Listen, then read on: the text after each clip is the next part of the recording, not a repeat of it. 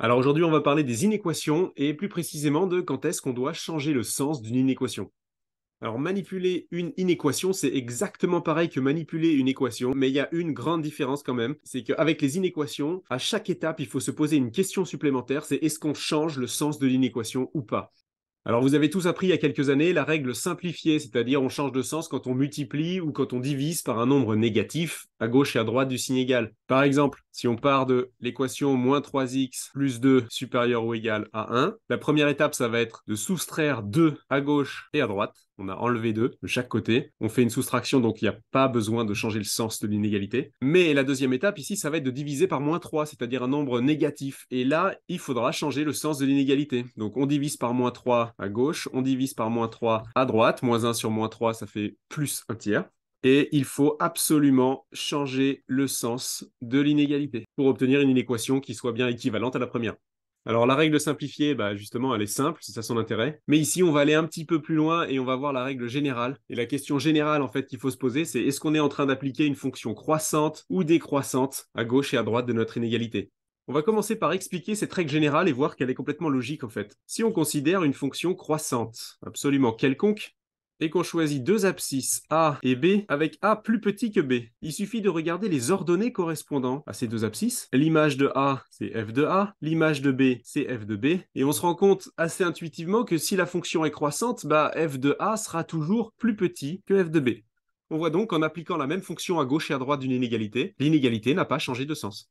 Maintenant, si on prend une fonction décroissante et qu'on refait exactement le même raisonnement avec a plus petit que b en abscisse et qu'on regarde les images de a et de b par la fonction f, on voit ici graphiquement que f de a est supérieur à f de b sur l'axe des ordonnées. Donc en partant de a plus petit que b, on est arrivé finalement à f de a supérieur à f de b. Et on voit ici que le changement de sens de l'inégalité est nécessaire. C'est parce que la fonction est décroissante. Il y a des applications à cette règle générale qu'on rencontre au lycée.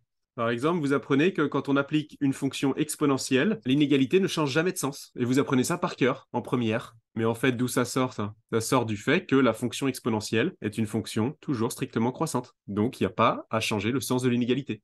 En terminale, vous voyez exactement la même chose avec la fonction logarithme, qui est aussi une fonction toujours croissante. Donc là non plus, on ne change pas le sens de l'inégalité.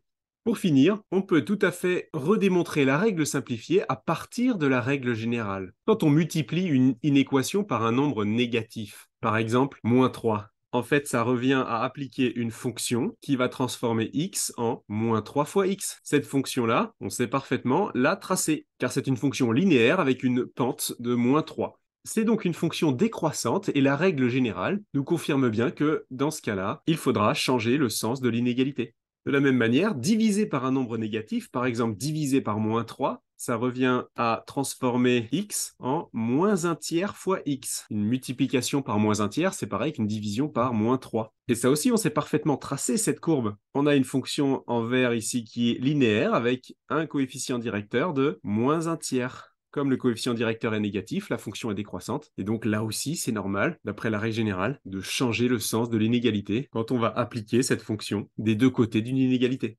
Cette règle générale n'est pas vraiment enseignée au lycée, mais je pense que c'est bien de la connaître pour prendre du recul sur les maths. Et avec le petit raisonnement graphique qu'on a fait tout à l'heure, elle est très facile à comprendre intuitivement, cette règle. Et vous pourrez l'utiliser avec toutes les autres fonctions. Si vous mobilisez la fonction racine carrée ou la fonction inverse, par exemple, vous êtes censé connaître le sens de variation de ces fonctions, et vous pourrez en déduire si vous devez changer le sens de l'inégalité ou pas.